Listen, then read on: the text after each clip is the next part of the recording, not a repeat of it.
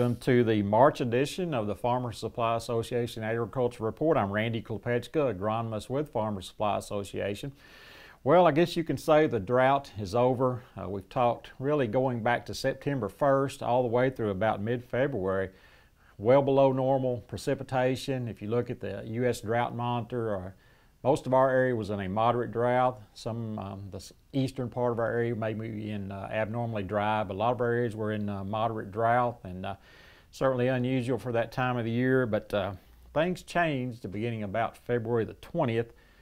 February 20th through about March the 1st, anywhere from 10 to 12 inches probably on average in our general area. Some areas may got a little more, some areas a little less, but certainly 10 to 12 inches will get you out of a drought anytime. So we're out of that drought right now.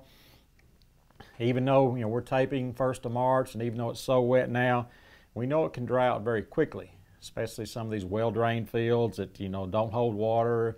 Start getting some windy days and some warmer days, it can dry out pretty quickly. So certainly, we got a lot of.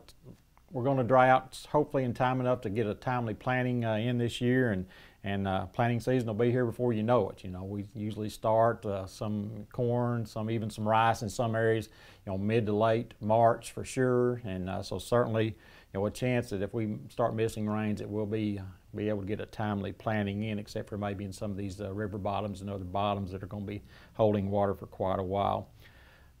With that dry fall I talked about earlier in the program, a lot of field work was done last fall. A lot of our farmers got fields leveled, bedded, whatever they needed to do to prep for this year. So we're going to be ready to plant in a lot of cases, and all we're going to need is just get a burn down herbicide application out there, drill into it, and we're going to be ready to go. So it can be a very quick and efficient planting season this year when and if it does dry out. So again, we're going to talk a lot today about those burn down herbicide applications.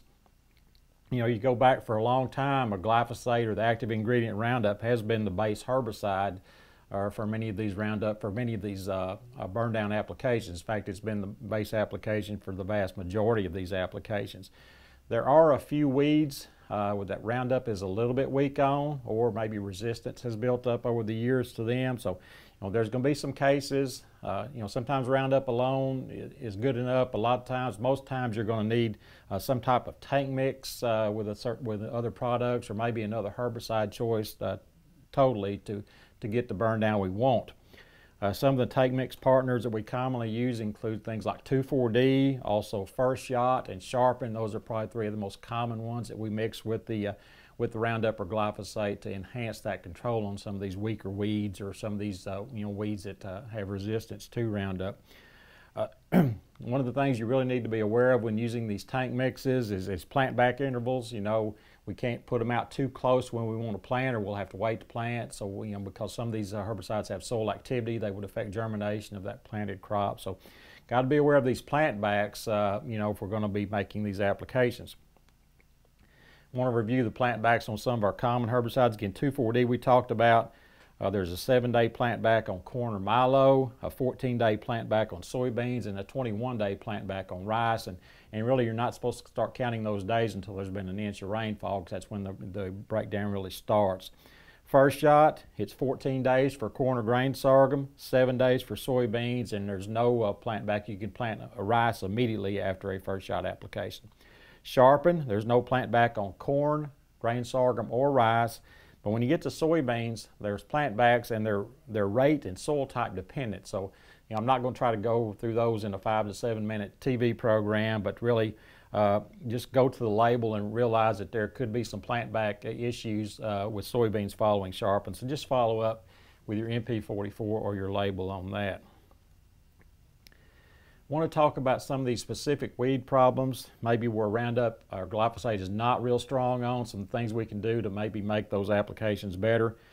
Horseweed, most of the horseweed or mare's tail that we have is resistant to glyphosate, so we've got to look at other options. Generally, a 2,4-D and or Sharpen are going to be your best materials to use in those situations. You can mix them with glyphosate and pick up that and broaden that spectrum, but generally, you're going to need some 2,4-D or Sharpen in there to work to enhance that activity on horseweed, which again, pretty much all horseweed is resistant to glyphosate. There's some broadleaf weeds, winter weeds that Roundup's a little bit weak on. Not not just, it has activity on them, but not maybe as strong as you would like. Those are buttercup, primrose, dock, and henbit. So we got maybe some tank mixtures we want to look at there. With buttercup, either 2,4-D or sharpen. With cut leaf evening primrose, generally 2,4-D is the best additive there. With curly dock, 2,4-D or first shot. And then finally with henbit, which is very common, that's the weed with the purple flower that we see so often in these situations.